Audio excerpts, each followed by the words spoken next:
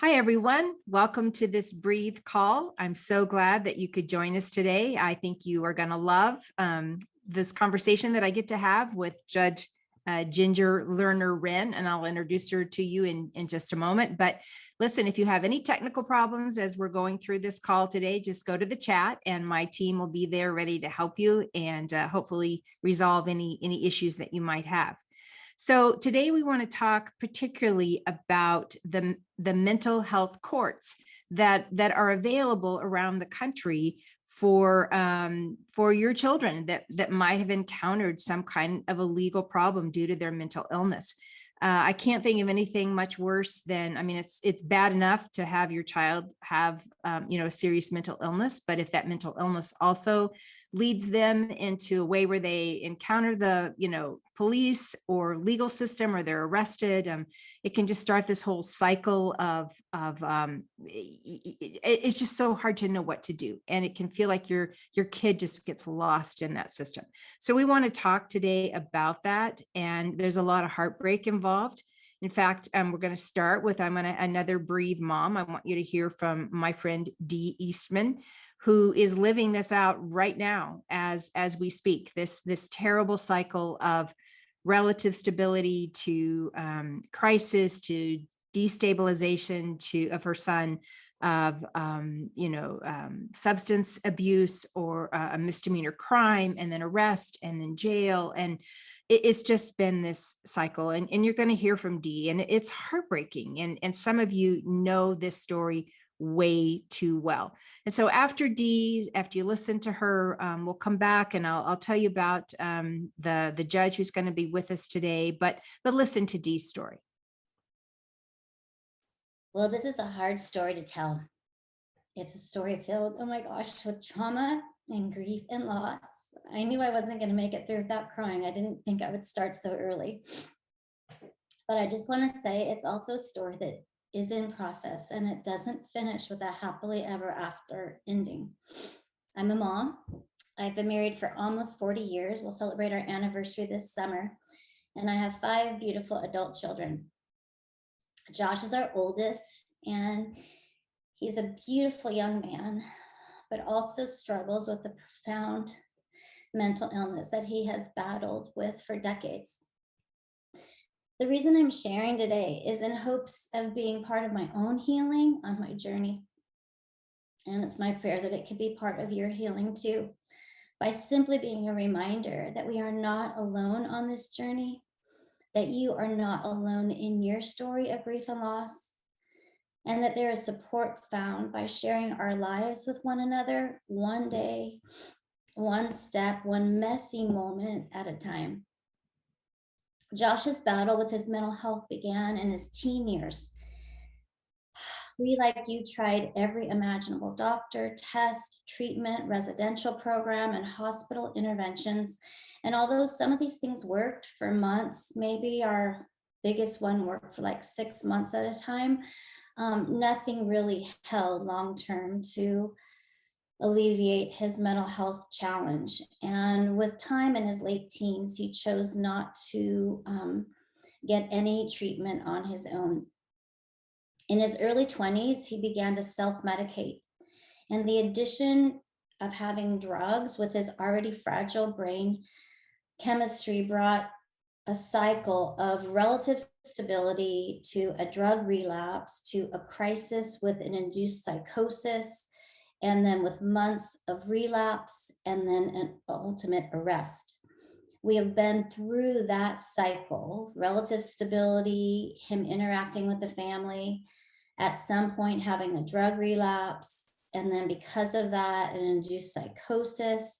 In that psychosis, it's so chaotic. An entirely different person emerges with erratic behavior, very similar to what you would see in the movie A Beautiful Mind, where the delusions are so significant and out of reality. And because of being in that state, there's always an ultimate arrest. It's just a story filled with trauma and grief and loss, because we have seen that exact cycle for over 15 years now repeat itself. In his seasons of relative stability, he connects with the family. It's a beautiful time. He's a little stockier in his weight. His hair is full. He loves being with the dogs. He comes over and jumps in. We barbecue, we watch movies, we hang out. And although it's nowhere near to perfectly normal, it's our best time in our relationship with Josh. But then a shift starts to happen, and the anxiety inside of Josh emerges stronger. Even all of his AA meetings and his NA meetings aren't enough. And you can see that he's not getting as much sleep. He starts losing weight. A whole different appearance happens. He'll shave his head. He pulls out his eyebrows. And we went from that relative stability to this in-between shift. And then in all of that, the full relapse happens with some type of drug-induced psychosis, things of thinking that there's a scheming of a CIA, a government, things planted in his eyes or in his head that he imagines. He imagines people chasing him. It's very, very, very extreme. And there's so much ensuing chaos where there will be a relatively stable living situation that gets lost. His car gets lost or taken away. He loses his job. It puts extreme strain on trying to connect regularly in the family because of that altered state. And then eventually there's some type of a behavior that leads to an arrest. Over and over and over. Eventually he'll be released from jail. There'll be some type of medical attention given to him in the jail system. And then he's out between 1 to 1.5 years. The whole cycle repeats. Rinse, repeat over and over the last 15 years. Our experience with the legal system has been severely lacking and very slow in getting Josh the mental health treatment he needs during these junctures. And even with the extent of Josh's long mental health history and documentation within the legal system, previous time in mental health state hospitals, that the process still is so slow with each arrest. Each arrest carries months of evaluation to determine if he will get treatment or not. I wish there was a way for the family to be more involved in presenting the full mental health history, in letting them know about the other hospital stays, the treatment centers, and what treatments have actually really worked in the past to balance mentally. But as he's an adult, there's HIPAA. There isn't really the voice at this point that we have experienced for the family to portray a broader picture of what has helped bring him back to a state of mental health and balance. It's almost like a plea with us to try to know, how do we help our son when that's not who he is, the person that they're knowing in jail? This last time, I put together a 1-page summary, and I presented to the public defender all these pictures of Josh so they could see him at his sister's wedding, interacting with the family when he's in his period of relative stability, that there's this full person full of life and joy and fullness of life when his mind is more mentally fit. And I guess that's the plea that we all have as parents, the plea for treatment, for support, for our loved ones to get their mental health back, to get their mind back. And that's my hope and prayer for all that's going here in the Breathe community. I'm thankful for Judge Wren for the work she has done and continues to do with the mental health courts. God knows we need more of that. And I'm deeply grateful for her contribution and the further ongoing work in this, because as a parent, I just know it makes such a profound difference when our loved ones get the help they need. And I'm deeply thankful to Kay, her amazing team, for creating a safe community like this, where we can come with all of this messiness, with this heartache, with this pain, with these stories that are not complete, that they're filled with grief and trauma and loss. And we can connect with others in this battle, where we can be reminded that we're not alone. We're not alone on this journey. And even in the darkest of days, like some of the days that I've just described in our story, that we can draw hope and strength and healing from one another. Thank you so much for letting me share. It's an honor and privilege to be on this journey with you. Thank you, Dee. You know I love you, and I'm praying for Josh all the time, and for your family, and for other families listening who can really relate to your story. And I think it's because of stories like Josh's and maybe your child's story that there are some compassionate judges in the legal system who decided that, that's not enough. And they've done something about it. And there are mental health courts springing up all over the country. And we'll talk about that. So let me introduce to you our guest today. Her name is Judge Ginger Lerner-Wren. And she is an incredibly accomplished judge. She was elected Broward County Court Judge in 1997, where she started the first mental health court in the United States. She pioneered it. And it was still is dedicated to the decriminalization and diversion of persons arrested with mental illness, neuro-cognitive disorders, and it's all from a dignity and recovery framework. This mental health court that she presides over is a national and global model, and since 1997 has diverted over 23,000 women and men out of Broward County's jail. She has received the national model. Her court was awarded the national model for congressional legislation. She was appointed by President George W. Bush to serve on the president's New Freedom Commission on Mental Health in 2002. She was a top finalist in 2013 for Innovative Justice Awards by the Hague International Institute for Innovation of Law Foundation from The Hague in the Netherlands. And she's received Excellence in Advocacy Award for Elected Service, the National Center for Behavioral Health. She is a professor at Nova Southeastern University College of Psychology and Neuroscience in NSU Criminal Justice Institute. And she is an author, as I said, it's got to reach over here to get it. She is an author of this book, A Court of Refuge, Stories from the Bench of America's First Mental Health Court. And she is a national and global speaker on mental health and criminal justice, problem-solving justice, therapeutic jurisprudence, trauma-informed courts, and a leader in cultural change. So I want you to welcome her, and you'll also hear from a woman who came through her mental health court named Catherine Steves. And I think you're going to be so encouraged by both of these amazing women. So please join me in welcoming Judge Wren. So Judge Wren, it is such a pleasure to have you here today. My heart has been beating with excitement knowing that we were going to get to chat. So welcome. Thank you so much, Kay.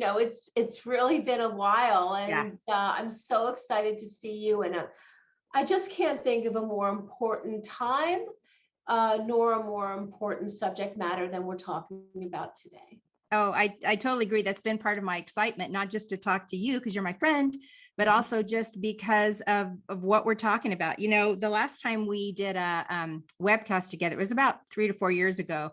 And it's a different world.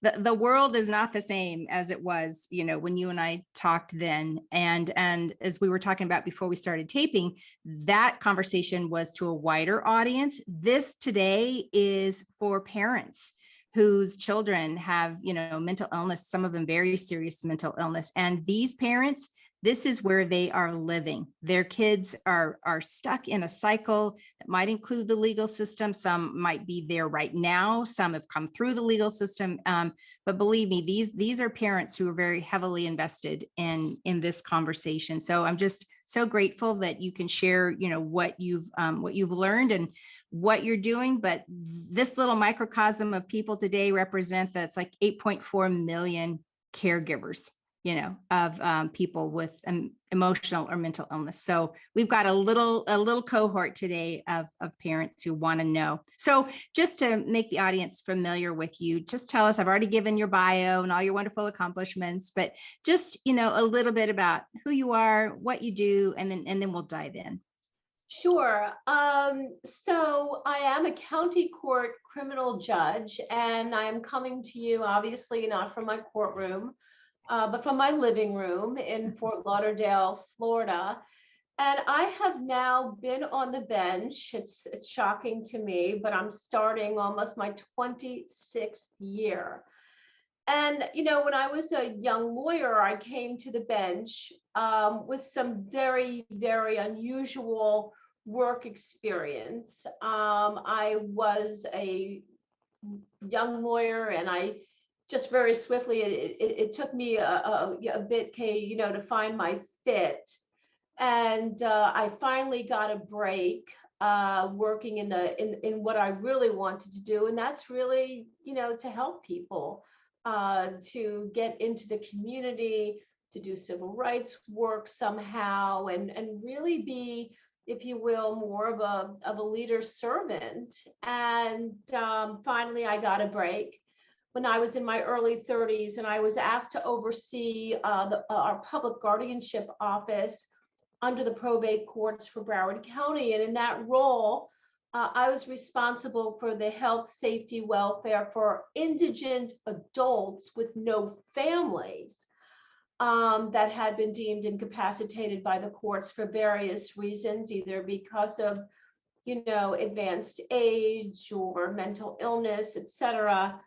And it was really there that I really learned so many different skill sets and about mental illness. And I did have a number of people that were living in our state hospital.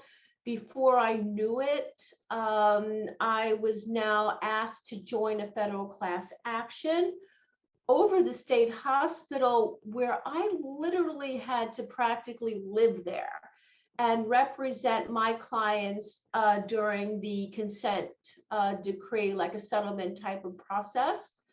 It was my responsibility to not only,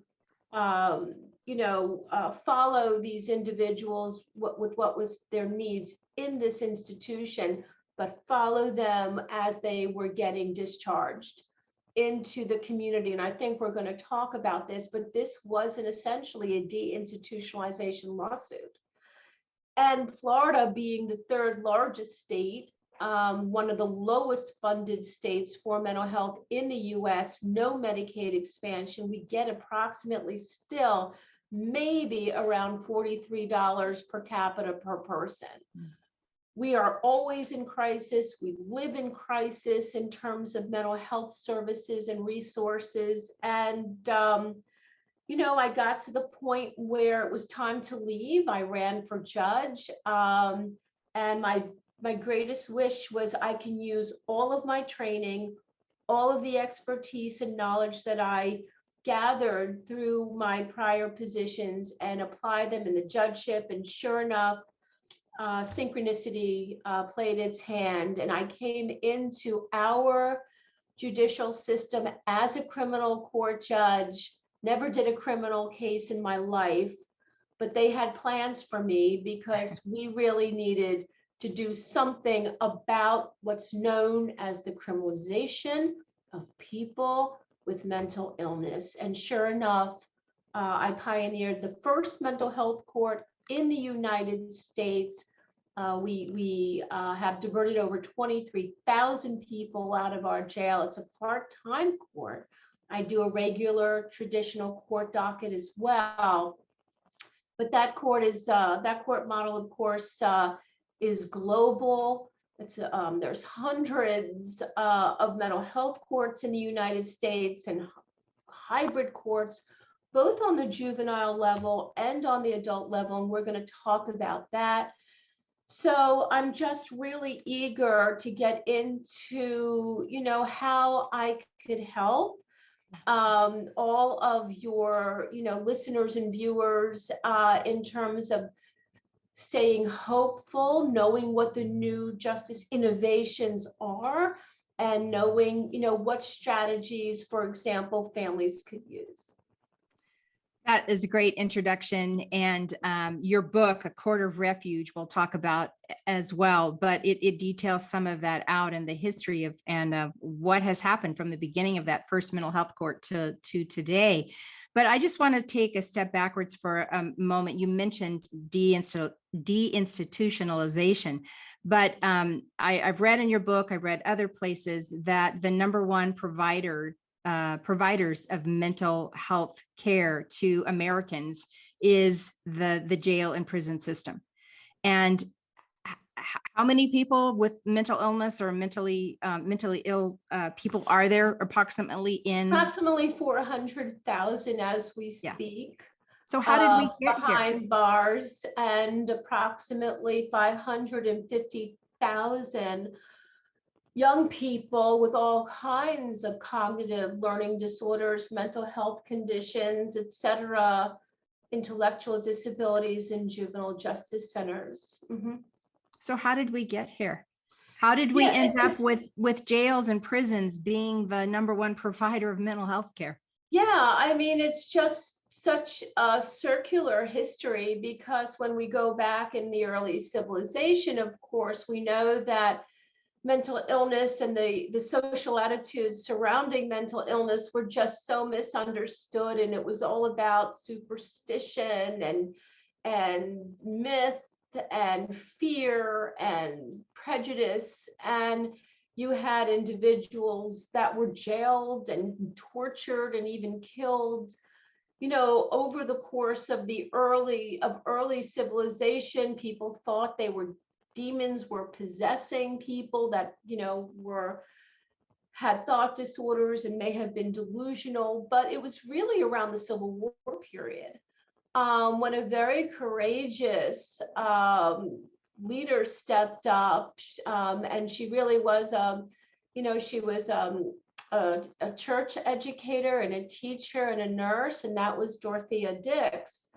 around the Civil War period, who spent the rest of her life lobbying and advocating to move individuals out of jails with mental illness into more humane hospitals. And it was really her work during that post-Civil War era that led to the very first state hospitals I can't remember which state it's in now, but her story is just so fascinating. But of course, what ultimately happened is that the state hospital system network, proved to be really no better, or very, very hardly any better, right, than jails or prisons, because we've heard the stories. We know what the asylums looked like. They were warehouses. They were fire hazards. There was very little treatment going on. They were, in effect, snake pits, as our culture in film and media and One Flew Over the Cuckoo's Nest suggests. And then it was really in 1955, President Eisenhower really led the charge, asked for a study by the Joint Commission on the APA, who basically indicated, that there has to be change. The recommendation, really, not to get too complicated, but was to actually move from a state-funded system of mental health care to a federal-funded system. And that's when President Kennedy was now in office and gave his absolutely extraordinary speech to Congress, saying, nothing short of transformation is going to fix, correct, what's ailing our nation's mental health policies. And it was his incredible blueprint and vision for the Mental Health Act of 1963 that really called for a complete transformation of mental health, that we were going to have community mental health centers and rehabilitative centers, et cetera, et cetera. It was a very, very expansive blueprint, very visionary, really led by that APA study that a lot of people don't know that. And But the APA, for somebody who doesn't know, is the American Psychological Association. And thank you so much. I appreciate that. And sure enough, within 30 days of signing that legislation, President Kennedy, of course, was tragically assassinated. And with his death, really came the death of the Community Mental Health Act. There were so many competing priorities at the time for funding, including the Vietnam War, and there was a vacuum of leadership, and that blueprint never did come to fruition. And before you knew it, that, together with all of what we thought was so positive coming out of the civil rights movement, led to the closures and reductions of state hospitals. And where were people going to go? Families were not equipped to take them. There was no housing networks. There were no community centers. And people now were literally going from state hospitals to the streets, into our jails, and escalating into prisons. And so That's where we find ourselves literally to this day. Although there's been progress, and I really want to stay inspirational because I know our families need hope. I need hope. I have to stay inspired. I have to, half the time inspire myself. But okay, it Yes. is what it is. Yes. And but that is really the history. And now, of course, we're left to state-funded systems, and you can see where I'm at in Florida, again, always living day to day with crisis and scarcity and tremendous barriers to access to care. And so what we end up when so many parents say that this system is broken, the mental health system is broken, that's not an exaggeration. It's not melodramatic. It's the truth.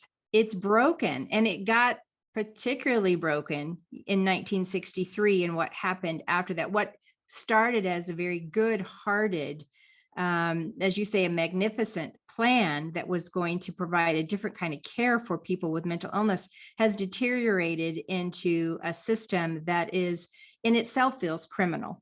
If you're a parent. It does. And I hear you say that, and my heart drops because, my book, it's not an ironic that the name of my book is A Court of Refuge, because the court is a refuge. It was created and designed as a refuge, and we consider it a human rights strategy. So we come from that lens, if you will, in terms of problem solving, justice, and the great court innovations that are on board. And I want to be able to spend time, Yes. on where we are, not so much where we've been. Right. I think our families know where we are. Right. But I wonder if they know where we're going. Well, and that's great, because one of the things that almost immediately in your book, and I've gone through and highlighted in pink, I don't know why I picked pink, but it stood out, all the places where you use the term therapeutic justice or therapeutic jurisprudence. And to me, that is at the heart. I mean, you're saying that it's supposed to be a court, that the court system is supposed to be a court of refuge for people with mental illness. I don't think many of these families have experienced at least my court. Yes, but as an aspirational goal. And so tell us what you mean by therapeutic justice. So explain what that means. Sure. The actual term is therapeutic jurisprudence. And this was really a concept. It's a concept, and it's a social science and a law reform science very quickly that was developed by two amazing law professor scholars from out of the University of Miami, Professor Bruce Winnick. Professor David Wexler is not actually from the University of Miami, but he was there as a visiting professor because his mother lived on Miami Beach. And it was in the early 80s very quickly. And it was during this time when mental health law just became emerging in terms of a type of specialty in the law. Mental health law does have a human rights framework.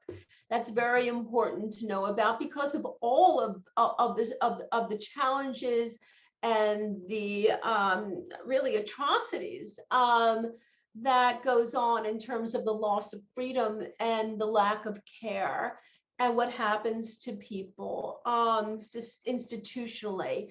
And so the idea that these law professors did is, in terms of their own scholarship, is that they realized going through all these legal opinions related to civil and voluntary commitment, that these rulings were extremely, I guess the word that they came up with was anti-therapeutic.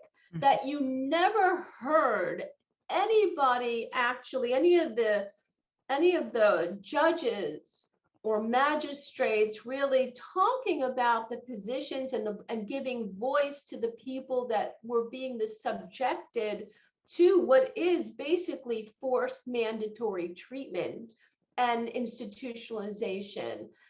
And, then the question is, okay, well, they were thinking about it, and they were thinking about it in terms of what the law can achieve or what it cannot achieve.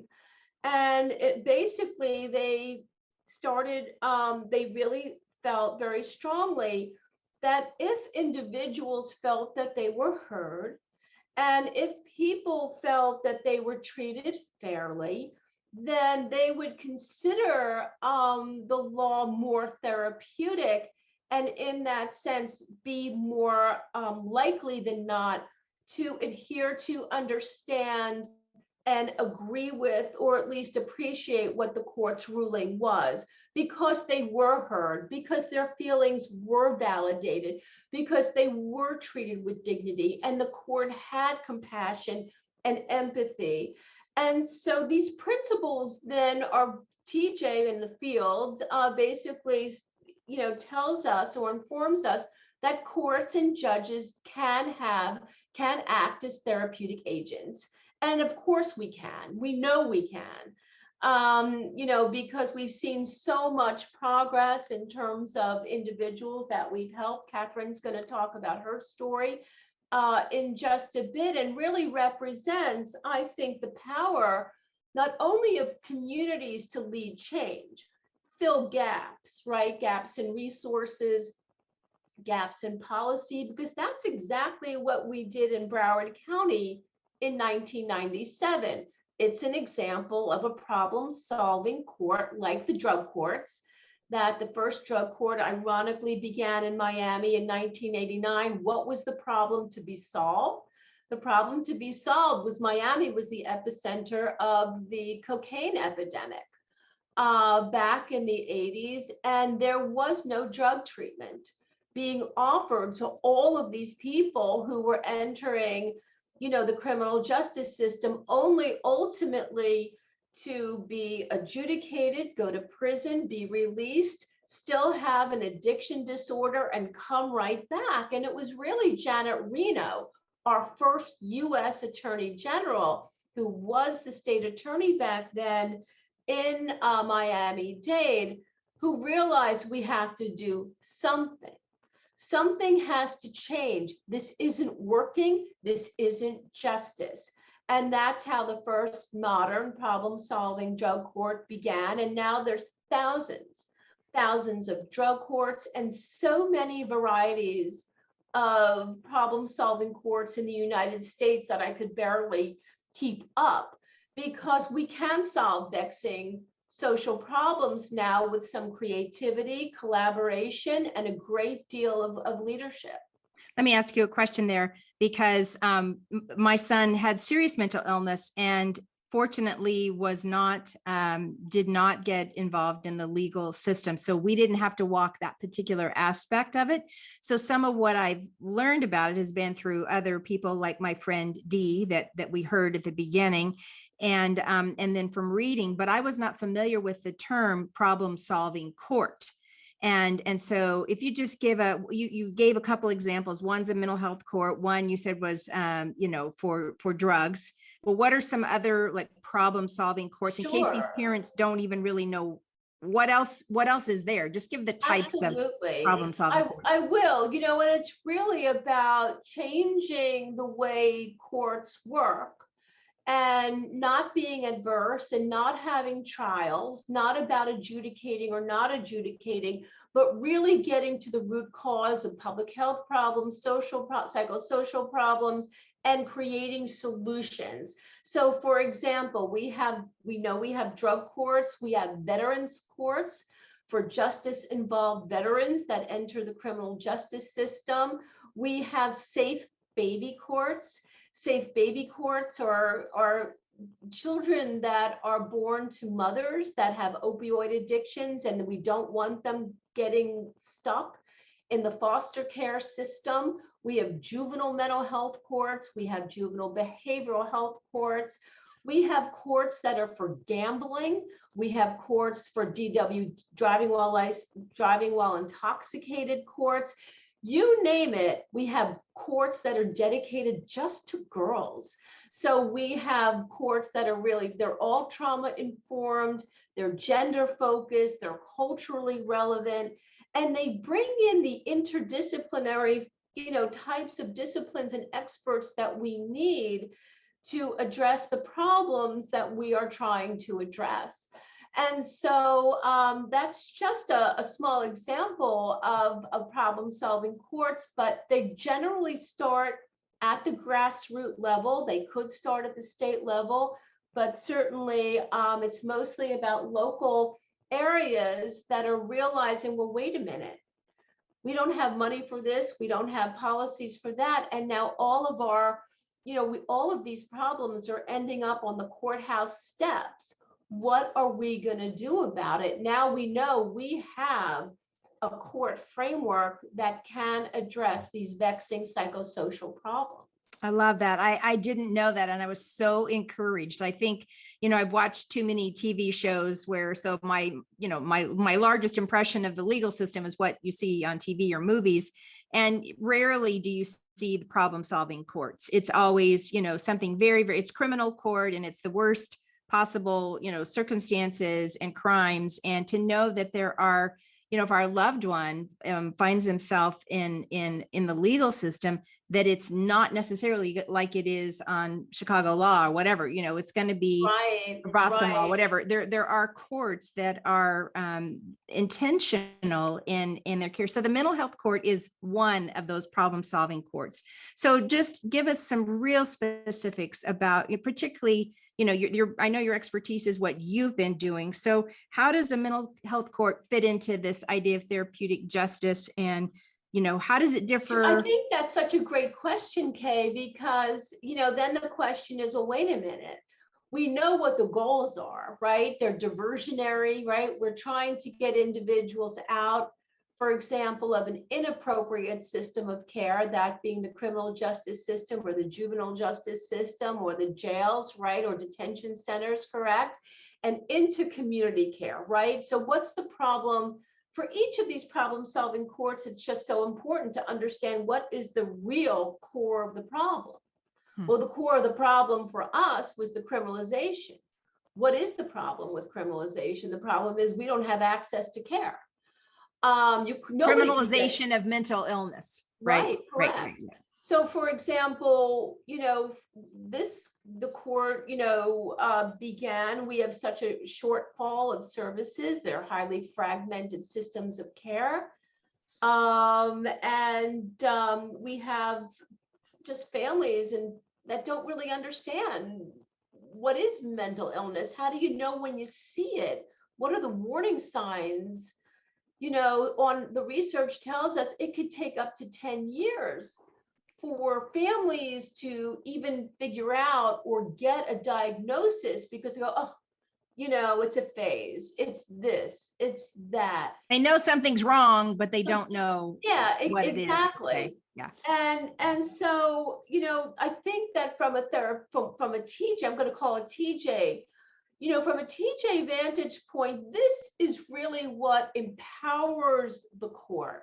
This is what gives the judges permission to change the way judges behave. We don't have to be mechanical. We don't have to be objective. We don't have to just focus on, due process in terms of following rules. Now we can become recovery coaches. We can become, real cheerleaders from the people that we are seeing. We could be authentic. We use our own, social emotive skills now. We want storytelling, right? We don't want to hear from the lawyers. In a regular court, they don't want to hear from the defendants. In a problem-solving court, we don't want to hear from the lawyers. We want to hear what happened to you, right? What happened? What are your dreams? How can we help? These are service courts, right? These are not trial courts. And how do you lift people up? How do you take aim at stigma, discrimination, and shame? And how do you integrate the research like the ACE study and trauma into court process? And Catherine and we were talking about that earlier. that's an art form that TJ gives us that benchcraft on how do we humanize court process. I love the word right there, humanize. And it's all throughout your book about restoring humanity, restoring dignity to people. I'll hold up my book. Thank you. Mine's right here. We'll do double books here. We'll do double books just so everybody Yes. can see Yes, what yes. we're talking about. Absolutely. But if there was one complaint that my son had about mental health care, and he had a lot, but one of them was just the dehumanizing aspects of hospitalization, of being, even though he was not arrested, there were several times, much to my regret, that we had to, in California, it's a 5150, where someone is taken for involuntary assessment and treatment, but they would handcuff him and lead him out of his house. And I tell you, I thought I was going to die every time. I just thought I was going to die. And then when he would weep and say, why would you handcuff someone who's depressed? What have I done that deserve that? If I could do some things over, everybody knows I would do some of that differently. But that dehumanizing aspect is, it's brutal. And to imagine being taken even a step further and being in a court system where maybe the judge was not even aware or didn't seem to care that maybe a misdemeanor was committed, but it was, coming through the lens of living with some mental illness and mental health challenges. It just kills me. It's horrifying. It's just so horrifying, even just to hear you. And I feel you. But judges. Like I said, I came from a very unique specialization. I'm probably one of the only judges that's ever lived practically in a psychiatric institution for a year and a half. That was my office. That's where I worked. That was my domain. And this was a horrible, so traumatic. I mean, nobody had anything. Everyone was over medicated. It's a very different experience today. The hospital is basically torn down. It was privatized. There's real treatment going on there now. But when I was there, I think the court for me was really a therapeutic healing, that I had an opportunity to do. And I think that, those that listen have to know, we don't get trained in mental health in law school. We don't know what mental illness looked like when we were in law school. I hope it's changing and TJ's being taught, and disability rights, of course, and it's a different day. But people would be arrested because they were deposited in jails because there was nowhere else to take them. We didn't have these kinds of diversionary centers now, or crisis response systems now, and they'd be sick and they go to court. Judges would think they're misbehaving and they would hold them in contempt.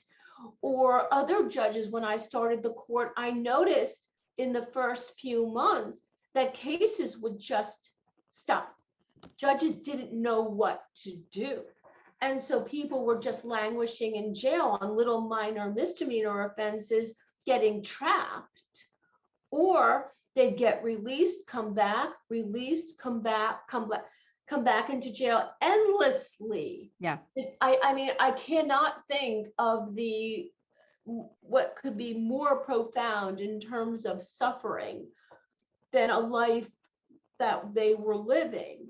And so I think that what we have to look forward to, just to shift into, what I think is really where we are and where we're going and where our family members need to take us, right? Because it takes a village. Right. Nobody can do this by themselves.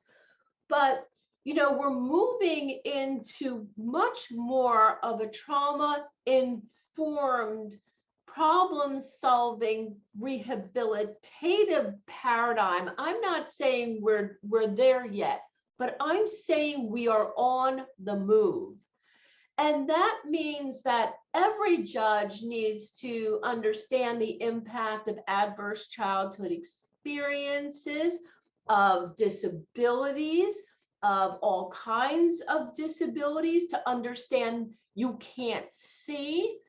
It's not like a broken arm. It's Right. not like, this is hidden, invisible. Right. Types of conditions, and we need to get really interdisciplinary and educated so that we understand the prevalence, right, of mental illness. We have to be willing to talk about it. Lawyers have to have the education to screen their clients, and so they could bring it to a court's attention. And so I think, when we put everything together and the knowledge that we're moving into a 988 suicide prevention, crisis management system. Do you want to just pause there in case and just give a sentence or two about what that is? And these parents might know, but maybe someone hasn't heard this. Yeah, exactly. So last year, after a lot of thoughtful legislation being proposed, the national mental health crisis, and I don't know, forgive me if the actual name of the act passed. And that's going to now take the National Suicide Prevention Lifeline, which is a very long number, 1-800, 273 855 talk. There you go, talk, right, into 3 digits. So instead of dialing 911 and getting police who don't necessarily know about mental health and how to respond to persons that are in mental health crises, now we're going to move to a 988 system across the United States. And that's going to be totally focused on targeting mental health crisis and suicide prevention. And it represents a sea change in what is going to be happening in mental health across the United States. But we've been cautioned, by experts that new resources have to roll out, that we have to get the funding in place, that there's going to be all kinds of new services that may have never existed before. Are we going to have mental health paramedics? Are we going to have co-responder systems? Are we going to just have mobile crisis units? We know we've got a lot of crisis centers in Broward County, Henderson Behavioral Health, where Catherine works, has a crisis receiving system. So there's going to be a new world coming in terms of mental health crises and suicide prevention. So that's the good news. The not so great news is that it's going to take a little bit. And we need everybody on board to say, that we don't want to have to wait for crisis to have to, go through a 5150 process or a Baker Act in Florida. We don't want our families to be our children or loved ones to go through that trauma. And even as kind as you could be, still, it's so traumatic, because that whole idea of coercion versus anti-coercion, you really want supported decision making, right, Kay? Absolutely. You really want it to be, because people understand we're talking healthcare. We're talking, look, you break an arm, you got to go to a doctor. There's no difference between mental illness and physical illnesses. So it's that place where we are going. And in the court system, we're going there too. And through problem-solving courts and even courts of general jurisdiction that understand now the impact of trauma, and that we don't have to punish, right? crimes when we understand that they're really behavioral health and mental health driven. Well, that to me is just a perfect segue, because that's what you have done for all these years in your mental health court. And Catherine is someone who's with us today to, you heard from my friend Dee and sharing her story. They're living right in the middle of not a success story, not a happy ending at this moment, and represent so many maybe of the parents on this call. But we don't want to just leave it with that, because as you talk about, recovery is Real. possible and it's Real. real. And I'd love to have you introduce Catherine to us. I would love to introduce Catherine. We've been partners now for many, many years, since she first came into my court and went through her own recovery. So without further ado, Catherine, if you could come on in and and Catherine is actually Hi, Catherine. How are you? And was in my court. She's been, I don't know, how many years have you worked for Henderson now? It's been 10 years with Henderson. Before that, I was with another agency called the Henderson Bayview Center for Mental Health. Well, So, Catherine, yeah, tell us your story. Well, as Her Honor mentioned, she pioneered the mental health court in 1997, and I ended up in the mental health court in 1999. So it has been a long journey between the two of us. And I stood in front of Judge Wren, and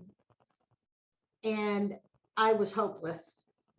And I just was homeless. And I had a breakdown, and I didn't know what was going on with me. I didn't know who I was. Nobody in my family would talk to me. And I never slept in the bushes. I always found somewhere to sleep, but I have slept on a few benches. Tell them what you did though.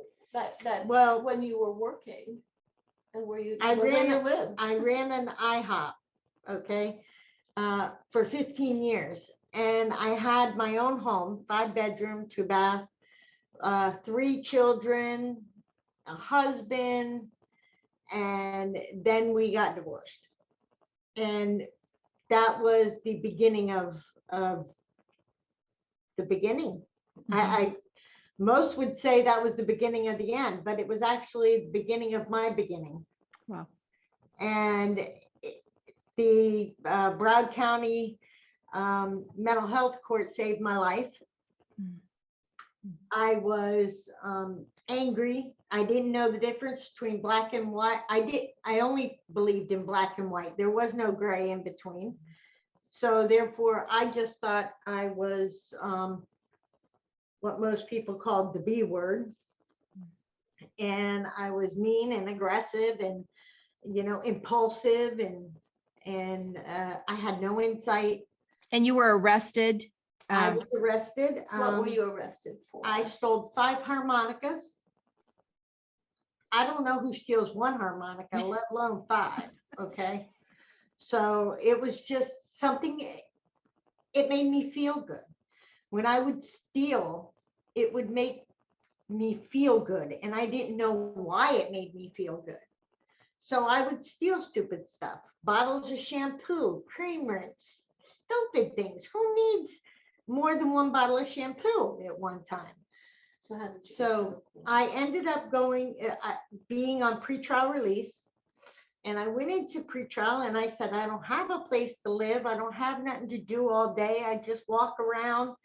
And they referred me to a place which was like a day treatment where I could go and I could have food and, get some therapy. And I was like, I don't want to go there, but I did promise the pretrial officer I would go. And the lady at the place I went, she referred me to a place called Cottages in the Pines, which I didn't know was Judge Wren's baby.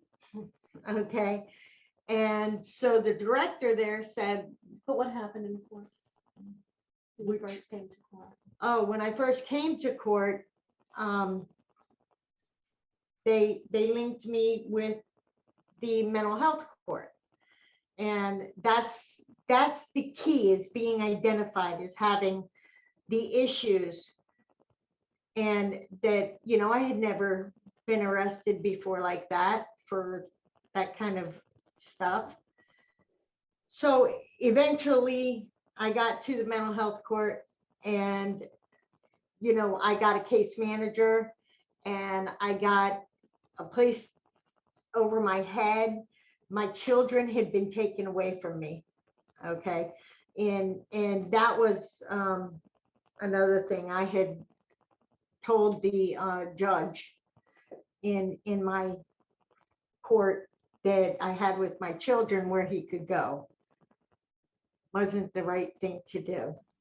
And I lost custody of my children at that moment. And that, I think, was the worst thing, and the worst decision I ever made. So my case manager happened to be studying to be a lawyer. And she would come to court with me, with Judge Wren, and, I just got everything I needed. I got the encouragement. I got the therapy. I got the groups. I got the medication. I got everything I needed. And I was afraid to leave there because I really was afraid of the outside of the community, because I didn't want to go back to where I was. But again, the encouragement, the linkage, the support from the Broward County Social Services, it just led me right where I needed to go. And then I started volunteering, coming back to the cottages and volunteering and just getting involved. I joined some advocacy groups, and with DCF, with Valerie Allen. And Did you go back to college? I did. My case manager, she said to me, she says, "What do you want to do?" And I was 38 years old. She said, "What do you want to do?" I said, "What you do." And she said, "Well, I bet you can do it." And I said, "No, I can't. I quit high school." So she helped me get my GED. She encouraged me. She helped me get into college. I went to Nova Southeastern University. That's where Judge Wren currently teaches at. And I graduated with a 3.8 GPA. And I And the rest is history. started right? working for a Bayview Center and then Henderson. And now I am a forensic case manager. I deal with the forensic population in the felony mental health court, sometimes the misdemeanor mental health court, but not often. And I also do transfer evaluations for South Florida State Hospital. Catherine, you just make me smile. I'm Thank so you. happy. I'm so happy for you. So And happy. I'm blessed. I'm blessed that I had the services available to me. And I wish that the services were available to everyone. Absolutely. Thank you so much for sharing that. We, Thank you. we're applauding and you give us hope. Thank you You for give us having hope. me. Absolutely. Thank you. Thank Judge you. Wren, as we start to wrap up this, couple of things I would just ask, if you could maybe quickly you talk in your book about baseball as an analogy of for mental health care, and what you mean by that, and then maybe segue from that to somebody right now who has a child in jail, or they think could be arrested at any moment, or so the parent who's living this right now, there may be mental health courts in their area. There may not be. We'll put there is a treatment locator, a mental health court locator that we'll be adding to the notes. Several Right. things that we didn't get to talk about, but we'll add to the notes that you're, as parents, are going to want to refer to. That's one of them. But so Yes. Paul, just yes. tell us about You this. know, that I can't believe you brought that up. I think that's a fascinating story in itself. I'll be brief, but we actually, in mental health court, as I was saying, we've seen so many thousands of people. One of them, and that includes professional athletes. One of them happened to be a former Major League Baseball player, and his story was extraordinary. And the pain of a life, here he is, goes through college, makes the majors, and then all of a sudden, he has a first episodic break, and his life really is out of control, and he loses essentially everything. And I think, though, that what was really interesting is I was on my way to Washington on a trip, and he told me what college he went to, and he had a very famous coach. I'm not going to name names. And I was on the President's New Freedom Commission, going back and forth every month for meetings. And all of a sudden, I'm sitting next to this man on the flight, and I look at a beautiful briefcase and with those initials, and he's wearing, he has a jacket or something from this college. And I thought to myself, it can't be. This can't be his college coach. And I asked him his name as we were talking, and I thought to myself, oh my gosh, because at this point, this young man wasn't really doing all that well. And his parents were so worried. And I just went ahead, took a leap of faith. And I introduced myself, and I said, I think I have one of your former ball players. And I was wondering if you'd be so kind as to maybe give him a call. This is what happened to him, and we're trying to get him linked with proper supports. And it would be really great if you could help us. And he did. And so this chapter was really dedicated to him and to this young man and to that experience, and really about the idea of coming home, thinking about home base and thinking about baseball as a metaphor. And, the idea that we can go through tragedies, and life is a learning process. And sometimes it is. The hero's journey feels like you're not going to make it. And yet you do make it. And, and that journey and the idea of achieving recovery and going through that, coming home to yourself. So, as Catherine said, she didn't even know who she was, but she found herself through her own courage to do the work, and with supports, and having that abiding belief in recovery will bring you home. And I say that all the time. You have to have an abiding belief in recovery. I live it every day. I've lived it for the last 26 years on the bench, and I will take it with me until I go. And I feel that, Kay, it's everything. It's everything. We cannot lose faith. In terms of, understanding that what I've learned from Catherine and others who have taken that journey to recovery and become great advocates is that, one person could make a difference. Like Catherine had this incredible case manager. She did go back to law school. She moved to Orlando. We miss her, but she's doing incredible work in the field of law. Anything is possible. And I don't want family members to lose hope. I also want to let family members know this, and I know you're going to put it on the chat. 2 days ago, an incredible resource was put out. I'm just going to hold it up the US Surgeon General put out an advisory monograph called Protecting Youth Mental Health. It is a toolkit as well as just a great resource guide. I urge everybody to go online, read it, look at it. It's got great tips, great pointers. And I really think it's the piece I know in my community I was waiting for. Not speaking to policymakers, but speaking to the people who were in it, to the families, to the teachers, correct?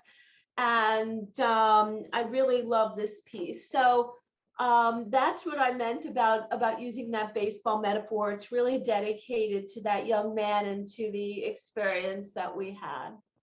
Well, and you talk about how in baseball, you're not out, there you get 3 chances, before Yes. there's not just the immediate cutoff, that there's many opportunities, many innings, many chances to realize your dreams and your hopes. Exactly. And you just never know. And I think and just to pick up on that, Kay, briefly, you just never know. What is it, correct? That makes the difference. You just don't know. I mean, for Catherine, it was the mental health court. There's a piece in the book where Catherine is the only person I interviewed for the book. And in her interview, she said something to me I never even knew. And I said, what was it about coming to mental health court, that really made a difference for you? And she said, it was the first time. She said that I realized I had lost everything. Yeah. It was, earth crashing.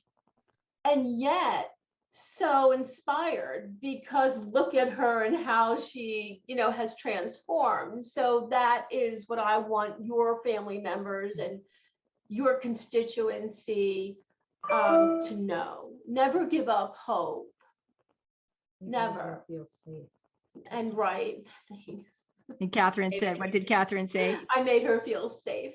Yes. Yes. Well, thank you so much to both of you for being with us today. Thank you for that beautiful message of hope and recovery, because we all know that there are just moments you think there is no hope. It's not going to be any different. We're stuck in this place forever, and this cycle and this circle, and just that encouragement to keep going, because you never know, tomorrow may be the day that things switch and recovery is possible and transformation is possible, and be advocates for change in our own communities, in the legal system, in courts. Listen, you breathe parents, it has just been a pleasure to be with you. And I know you've appreciated this time with Judge Wren. Thanks so much, and we'll see you again soon.